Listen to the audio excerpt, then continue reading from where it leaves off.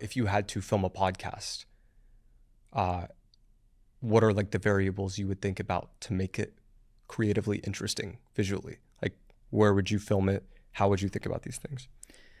So if I wanted to make a viral podcast, I guess it just if Adley had a podcast, where would you film it to be unique and stand out? in a sauna, and I would do a burning questions type of thing. So first, if you want to make something like viral, right? You're going to put your efforts towards something, you want to make sure it hits. Here's what you do. You take your creativity that can be learned in the frameworks we've talked about, and you take a format that you know works. You know how to make a viral podcast.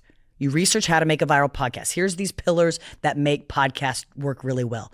Then you put your creativity into that container. For example, if I'm going to start a podcast, I would want an interesting location. And so maybe I do it in a sauna. And the questions get harder as the sauna gets hotter. I need to raise the stakes, right? That's step 4 of our billion view formula. Have you already done this? No. Okay.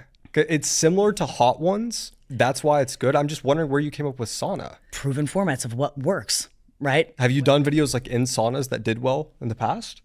One. But say you're wearing Hanes t-shirts, you want to make money from this thing, right? So I would put like 20 Hanes t-shirts on, or some clothing company. And if I answer this burning question, I get to take one off.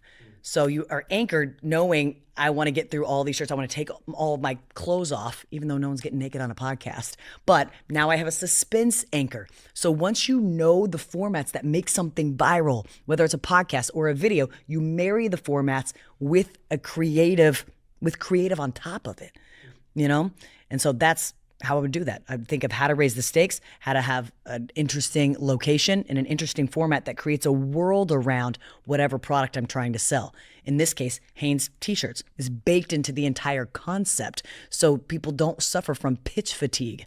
It's baked into the world the same way Hot Ones is. You learn those buffalo sauce flavors by default just by going through the podcast. And it doesn't seem weird or gimmicky or salesy at all.